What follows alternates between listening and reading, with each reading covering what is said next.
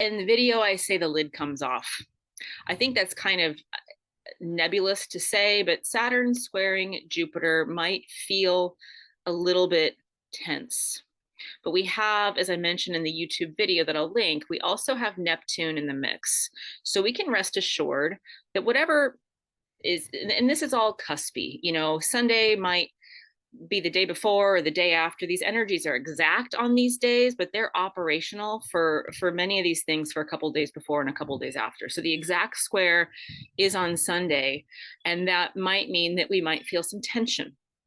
But as we get through the week, I'll be able to show us with these astrological aspects that there's a bigger picture that's unfolding. So we get to trust the process and be present in the process.